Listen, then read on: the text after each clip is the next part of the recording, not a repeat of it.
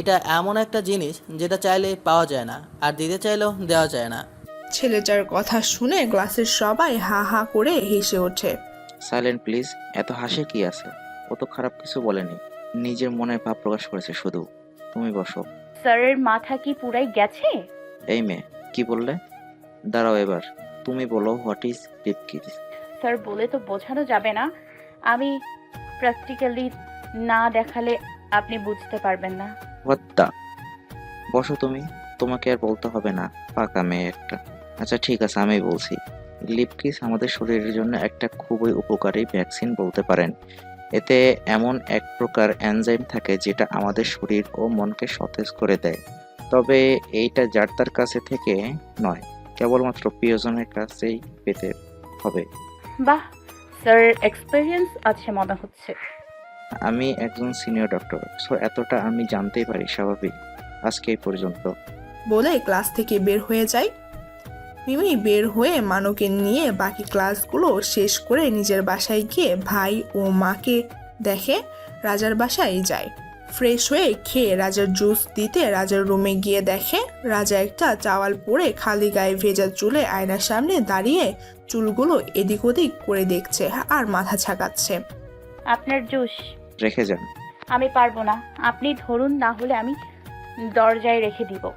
রাজা একটু একটু করে মিমির কাছে এগিয়ে এসে জুসের গ্লাসটা এক হাতে ধরে অন্য হাত দিয়ে মিমির একটা হাত ধরে রুমের ভেতরে নিয়ে দরজাটা বন্ধ করে দেয়। মিমি চোখ খুলে দেখে এ কি অবস্থা, রুমে তো অন্ধকার কিভাবে হলো। রাজা মিমির হাত থেকে জুসের গ্লাসটা নিয়ে টেবিলে রেখে দেয়। মিমি তখনও চোখ বন্ধ করে দাঁড়িয়ে আছে। রাজা মিমির কাছে গিয়ে দাঁড়ালো। চোখ বন্ধ কেন? আপনি প্লিজ ড্রেস পরে নেন। কেন, কি প্রবলেম? আমার প্রবলেম, আপনি প্লিজ চেঞ্জ করে নিন। আপনার সামনে? না না না, আমি চলে যাচ্ছি। মিমি যাওয়ার জন্য পা বাড়াতেই রাজা মিমির হাত টেনে ধরে চাওয়ালের সাথে লাগিয়ে নিজে মিমির খুব কাছাকাছি যায়। তারপর মিমির কানের কাছে মুখ নিয়ে ফিসফিস করে বলে, জিজ্ঞেস করেছিলেন না ওষ্ঠে ভালোবাসার পরশ কখনো পেয়েছিলাম নাকি? তো কি হয়েছে? পাইনি কখনো। আপনি দেবেন? আমার চুলগুলো চুলগুলো কি বিরক্ত করছে? ঠান্ডা লাগছে। এই গরমে ঠান্ডা লাগছে? আপনার চুল আমার গলায় লাগছে। তো কি হয়েছে? আমি তো কাজ না শেষ করে যেতে পারবো না। কিসের কাজ? কেন, ক্লাসে সবার সামনে লিপ কিসের প্র্যাকটিক্যাল দেখতে চেয়েছিলেন, এখন সেটা আমি দেখতে চাই। ও মা, আমি কখন বলছিলাম? আমি কখন বলেছিলাম, তাই না? চোখ খোলেন। না, আমি পারবো না।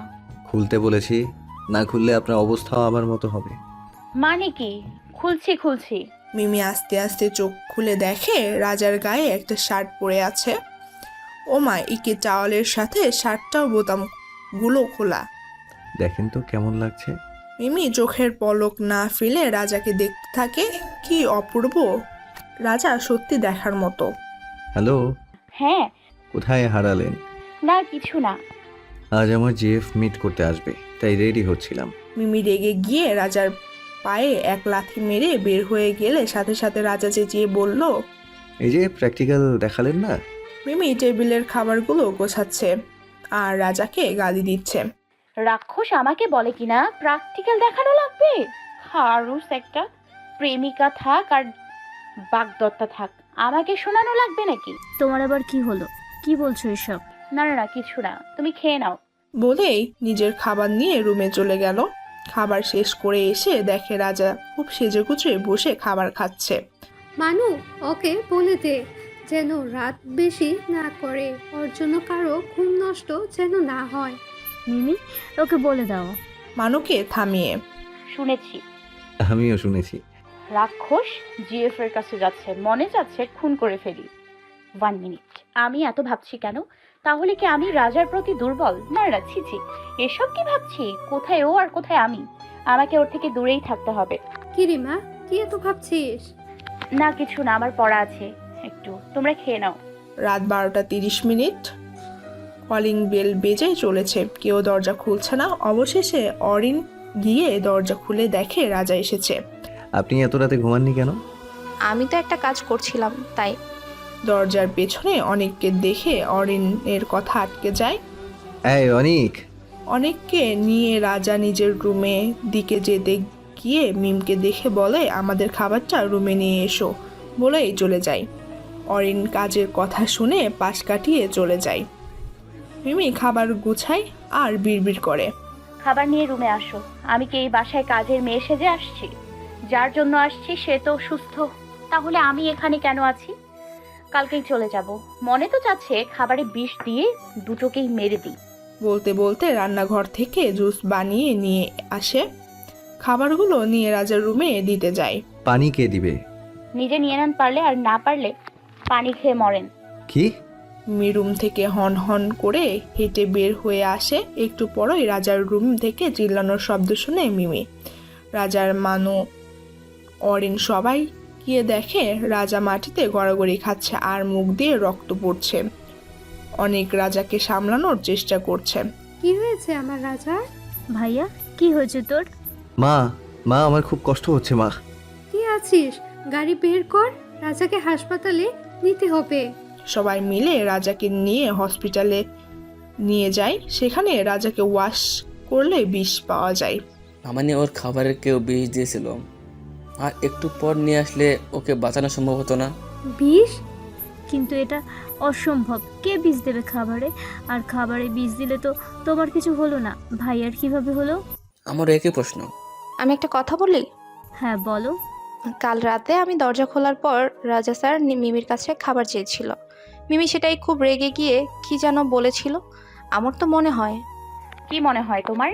আমি বিষ দিয়েছি? অর্নি, মানুষকে এত ছোট ভাবতে নেই। ভাইয়ার ক্ষতি করার ইচ্ছে থাকলে বারবার ভাইয়াকে মিমি বাঁচাতো না। আমি নিজেকে অবিশ্বাস করলেও মিমিকে কখনো অবিশ্বাস করতে পারবো না। আচ্ছা, তোমরা কেউ একজন গিয়ে দেখে এসো, কেউ ভিড় করো না, একে একে যাও, আর গিয়ে বেশি কথা বলবে না। রাজার মা গেল রাজাকে দেখতে। এরপর অরিন আর মানু একসাথে গিয়ে দেখে আসে। মিমি, তোমাকে ভাইয়া রাখছে। আমাকে? হ্যাঁ, যাও। মিমি রাজার আইসিইউতে ঢুকে দেখে নিস্তেজ হয়ে রাজা শুয়ে আছে। গায়ে সাদা চাদর দেওয়া, বুকের নিচ পর্যন্ত গায়ে জামা নেই। চুলগুলো মনে হচ্ছে কেউ হাত দিয়ে উপরে উঠিয়ে রেখেছে। মিমি রাজার পাশে গিয়ে বসে। রাজা চোখ ইশারা করে মিমিকে তার পাশে বসতে বলে।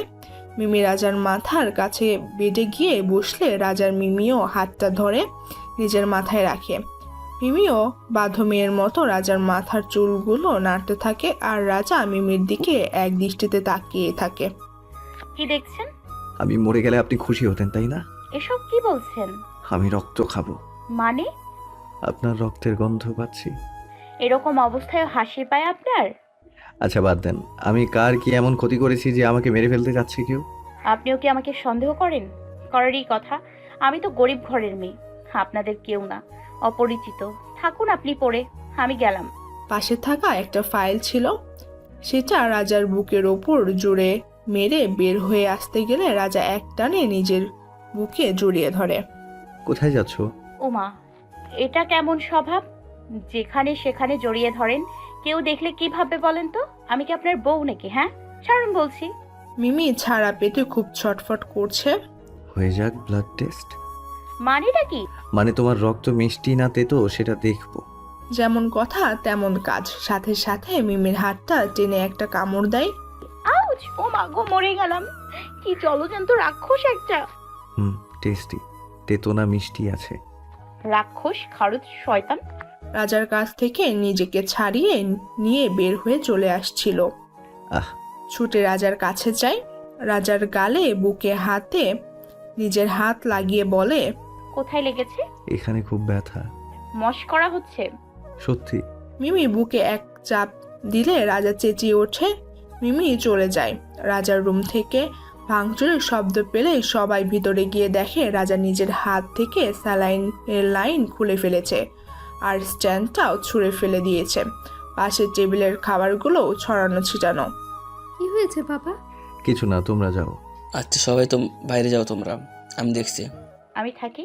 অনেক কিছু বলার আগেই আমার কাউকে চাই না। অনেক আমার বাসায় যাওয়ার ব্যবস্থা কর, অ্যাজ সুন অ্যাজ পসিবল। আচ্ছা, তুই মাথা ঠান্ডা কর, আমি ব্যবস্থা করছি। সবাই বাইরে চলে যায়। রাজা একা একা ওর সাথে ঘটে যাওয়া ঘটনাগুলো মনে করতে থাকে। সেদিনে সেই মেয়েটি কে ছিল যে কিনা আমাকে এত বড় একটা অপবাদ দিয়ে চলে গেল? আবার হসপিটালে ভুল ওষুধে পেশেন্ট মারা গেল সেদিন। আমি যে ওষুধ লিখে দিয়েছিলাম সেটা কে চেঞ্জ করলো? আর থানায় গিয়ে কোন মেয়ে বা এফআইআর করেছে?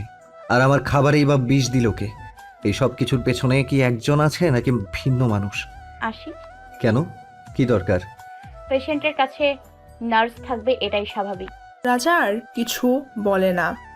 মিমি রাজার হাতে স্যালাইন লাগিয়ে দেয় আর তারপর কিছু খাবার খাইয়ে ওষুধ খাইয়ে দেয়। এইসবের মাঝে রাজা একটাও কথা বলেনি, শুধু তাকিয়ে থেকে দেখেছিল। মিমি, একটা কথা জিজ্ঞেস করি? ও মা, আপনি আবার অনুমতি নিতে জানেন নাকি? এই জন্যই কারোর সাথে ভালো বিহেভিয়ার করি না। আচ্ছা বলেন। বলবো না। আপনার কাজ শেষ, যান এবার এখান থেকে। ওকে। কি জেদ? এত বেয়াদবি শিখেছেন কোথা থেকে? আমি বেয়াদব? নয়তো কি? আমি আপনার বড় না? কিছু বললে শুনতে হয়। আচ্ছা সরি, বলেন কি বলবেন। আপনার কি কাউকে সন্দেহ হয়? মানে আমার সাথে কে এমন করেছে? আমি কিভাবে জানবো বলেন? সেটাও কথা। আসতে পারি? আই। তোকে বাসায় শিফট করা হবে এখনই। রাজাকে বাসায় নিয়ে আসা হলো। মিমি, তোমার সাথে কিছু কথা ছিল, রুমে আসবে? চলো। রুমে আসার পর বলো কি বলবে। তোমাকে সেদিন বলেছিলাম না ভাইয়ার সেই গার্লফ্রেন্ডের কথা? ও তো অনেক আগেই মারা গেছে, আর এই কষ্ট ভুলতে ভাইয়ার 7-8 বছর কেটে গেছে। আমি বুঝতে পারিনি ভাইয়া তোমার মাঝে একটু হলেও সুখ পায়। তাই প্লিজ বলছি যে ভাইয়াকে কষ্ট দিও না, প্লিজ। এসব কি বলছো মানালি? কোথায় তোমরা আর কোথায় আমি? আর তোমার মাই বা কেন আমাকে মেনে নেবে? আমার মা তোমাকে প্রথম দিন থেকেই ছেলের বউ ভাবে, আর এটা নিয়ে ভাবা লাগবে না। জানো, তনুশ্রী আপু আত্মহত্যা করার পর থেকে ভাইয়া বাপির সাথে সমস্ত সম্পর্ক ছিন্ন করে বাংলাদেশে এসে নিজে হসপিটাল বানিয়েছে। নিজের তো কথাই বলে না, মাকে বা আমাকে কোনো কথা বলতেও দেয় না। তার মানে এই তনুশ্রী? ভাইয়া আমাকে অনেক আদর করে। মানু আর তনুশ্রী আপুকে তানু বলে ডাকতো। কিন্তু আত্মহত্যা করলো কেন? আসলে তনুশ্রী আপুরা বৌদ্ধ ধর্মের আর আমরা মুসলিম। আমাদের বিদেশে ব্যবসা প্রতিষ্ঠান, বাড়ি ঘর আর বেশিরভাগ রিলেটিভ সবাই বিদেশে থাকে। আর তনুশ্রী আপুরাও বিদেশে স্থানীয়। ওরা 2 বোন। ওর বাবা ছোট একটা ব্যবসা করত।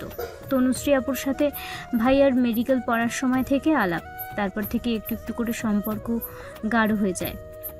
রাজা ভাইয়া মাকে বিষয়টা জানায়। মা সেটা বাবাকে বলার পর বাবা অশান্তি শুরু করে। একদিন বাসায় তানু আপুকে নিয়ে আসলে বাবা খুব সিন ক্রিয়েট করে, তানু আপুকে ভীষণভাবে অপমান করে। তানু আপু সহ্য করতে না পেরে নিজের শরীরে বিষ ইনজেক্ট করে মারা যায়। আর একটা চিঠিতে তার কারণে আমার বাপিকে দায়ী করে এর জন্য। বাপিকে 3 মাসে জেলেও থাকতে হয়েছিল, পরে জামিন করানো হয়। এইসব ঘটনার পর ভাইয়া আর বাবার সাথে কথা বলে না, আমাদেরও বলতে দেয় না। রাগ হওয়াটা যদিও স্বাভাবিক, তবু পিতামাতার সাথে এই রকম করা রাজার মোটেও ঠিক হয়নি। মা ভাইয়াকে অনেক বুঝিয়েছে বিয়ে করে সংসার করার জন্য, কিন্তু রেগে যায়, কান্না করে, তাই আর বলে না। বাবার নাম শুনলে তো তুফান শুরু হয়ে যায়। বুঝলাম। আচ্ছা, তোমাদের হসপিটালের শেয়ারে কি কেউ আছে? না, ভাইয়া একাই সব খরচ বহন করছে, সবটা। তবে ভাইয়ার অনুপস্থিতিতে সব কিছু অনেক ভাই দায়িত্ব পালন করে। এবার বুঝলাম বিষয়টি। বলে বের হয়ে রাজার রুমে যায়। আসলাম। আসুন আসুন। আমি আপনার বড় নাকি? না তো। তাহলে আপনি করেন কেন? আপনার যে কখন কি মনে হয় বুঝি না। আবার আপনি? আচ্ছা আচ্ছা, তুমি। আবার একটা অনুমতি লাগবে কিছুদিনের জন্য। দিতেই হবে অনুমতি, না করতে পারবেন না। ওকে, বলো। আপনি যতদিন সুস্থ না হচ্ছেন আমি ক্লাস করব না, নার্সের দায়িত্ব পালন করব। কিন্তু আপনি কথা দিয়েছেন। আচ্ছা ঠিক আছে। মিমি রাজাকে খাবার ওষুধ খাইয়ে দিয়ে হসপিটালে গিয়ে রাজার কেবিনে যায়।